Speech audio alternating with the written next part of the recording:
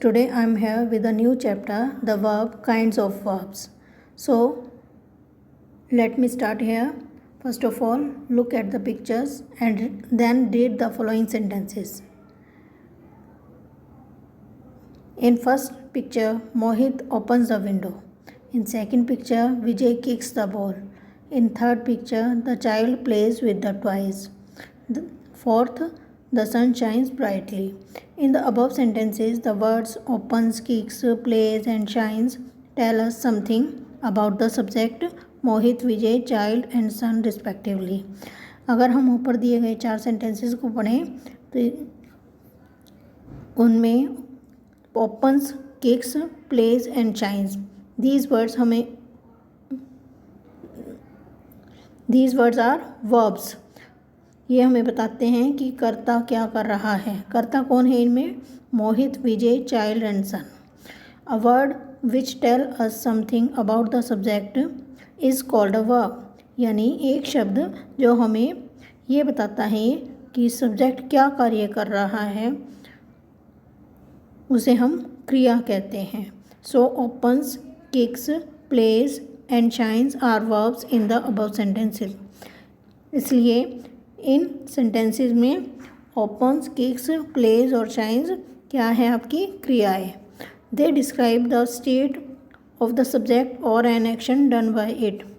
वे हमें ये बताते हैं कि सब्जेक्ट की अवस्था क्या है या उसके द्वारा किया गया कार्य क्या है. A verb may tell us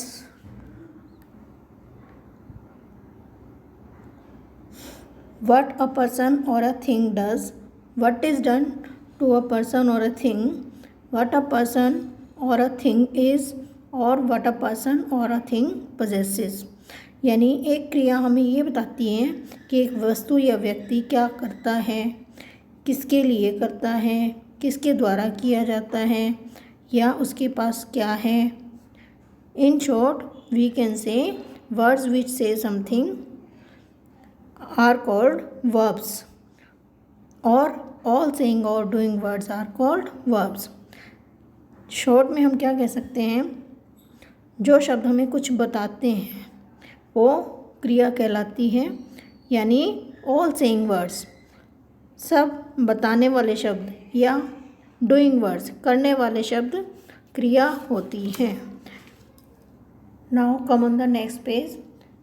Look at the pictures and then read the following pair of sentences. अगर पहले आपको इन पिक्चर्स को देखना है फिर आपको सेंटेंसेस की पेयर को देखना है. In first picture the gardener waters to what? The plants. In A column there is given blank and B column sentence is completed. The gardener waters the plants. In second picture, Mahesh reads. In B column, there is a complete sentence. Mahesh reads a book. In third picture, the tailor sews. Complete answer is the tailor sews clothes. The hunter killed. In fourth sentence, to what? The hunter killed a lion. That means here are the verbs in red colors: reads, sews, killed. Okay, and in first sentence there is word waters. These are all verbs. Now kinds of verbs. Verbs are words that express action or state of being and they are an essential part of a complete sentence. क्रिया जो होती है वो हमें वो शब्द होते हैं क्रिया जो कि एक कार्य या अवस्था के बारे में बताते हैं और वर्ब एक कंप्लीट सेंटेंस का मुख्य पार्ट होती है. यानी कोई भी सेंटेंस क्रिया के बिना पूरा नहीं होता है, वर्ब के बिना पूरा नहीं होता है. There are 3 types: action verbs, linking verbs and helping verbs. Verbs 3 तरह की होती है. First one is action, second is linking and third is helping. Now I am going to define action verbs. Action verbs are words that express action or state of being, and they are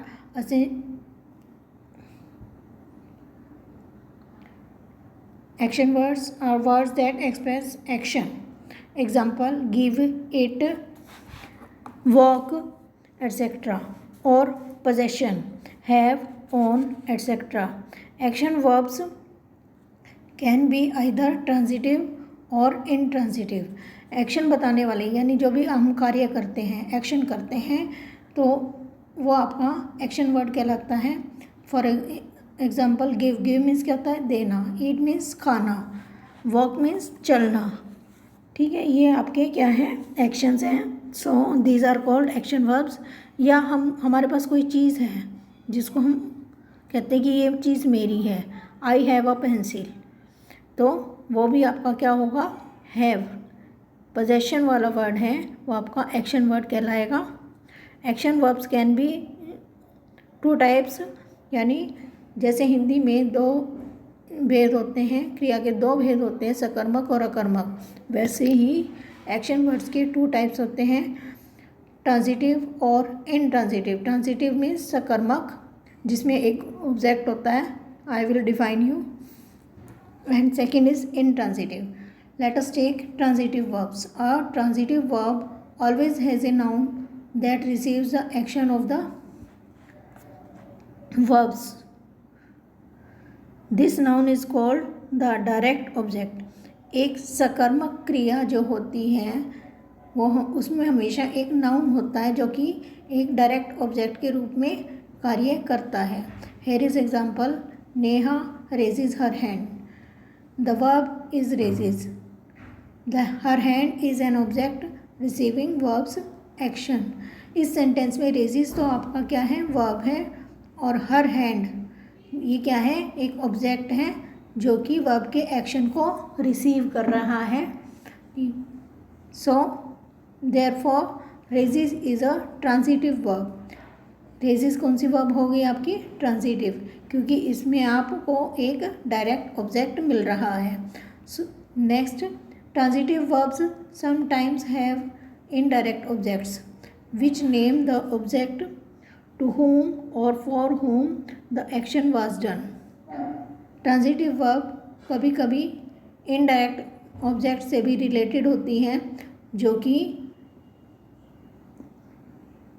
object होता है कि किसको दिया जा रहा है, किसके लिए किया जा रहा है. तो यह आपका ट्रांजिटिव वर्ब होती है. इसको डाई ट्रांजिटिव बोलते हैं, जो कि आपको न्यू क्लासेस में आप बताया जाएगा. You can see here example: Neha gave Megha the pencil.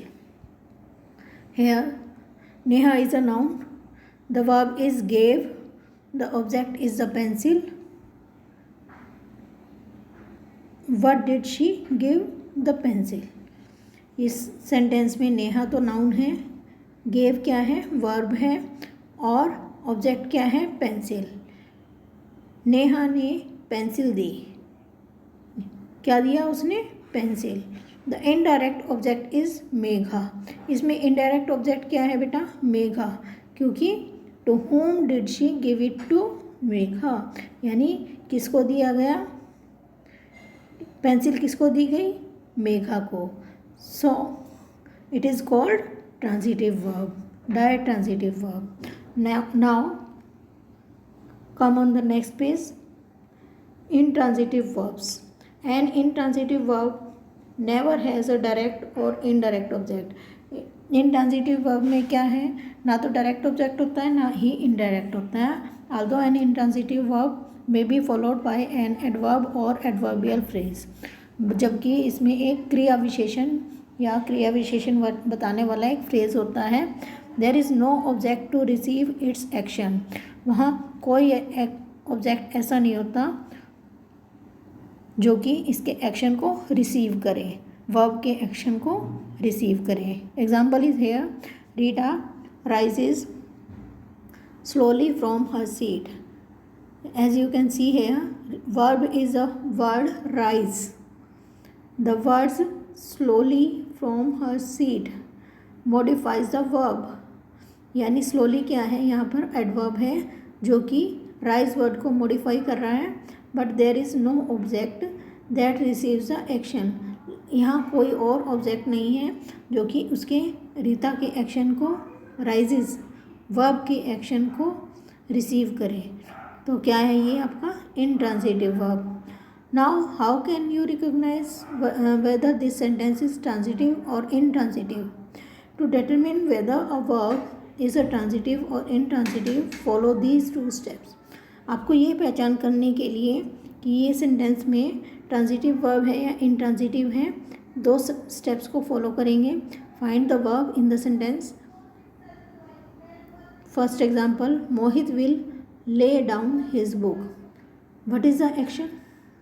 एक सेंटेंस है आपके पास, मोहित अपनी किताब रखेगा।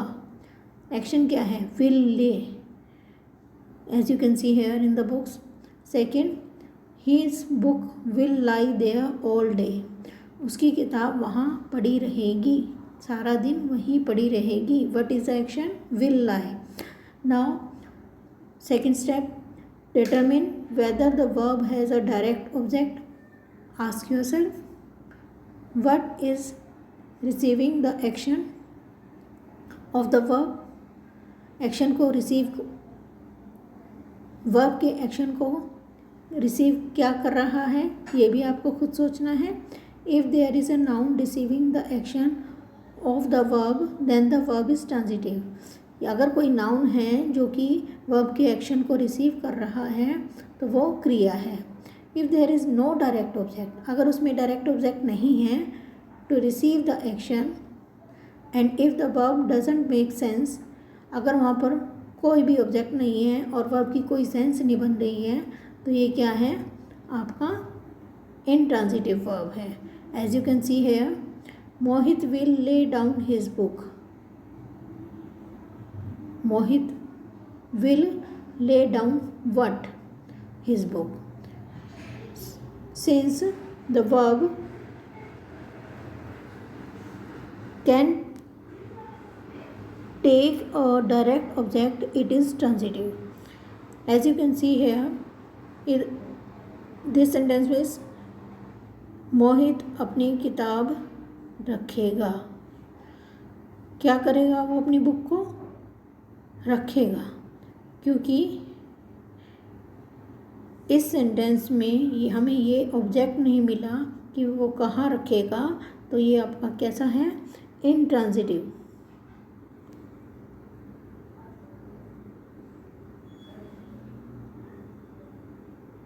सॉरी, हमें ये तो नहीं पता वो कहाँ रखेगा, लेकिन क्या रख रहा है वो? अपनी बुक को रख रहा है। In second sentence, his book will lie there all day. उसकी किताब वहाँ पड़ी रहेगी, सारा दिन पड़ी रहेगी। His book will lie what? हमें इस सेंटेंस में नहीं पता चल रहा, there is nothing, so it doesn't make sense to lie something. Since the verb doesn't make sense with a direct object, it is intransitive. क्योंकि इसमें हमें नहीं पता चल रहा कि कोई सेंस नहीं बन रही है, इस वजह से हमें यहाँ lie वर्ड intransitive verb के रूप में नज़र आएगी।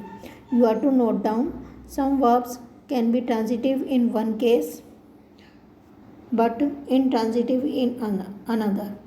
कुछ क्रियाएं ऐसी होती हैं, एक बार तो वो ट्रांजिटिव लगती हैं, लेकिन दूसरे केस में देखें तो वो इनट्रांजिटिव लगती है।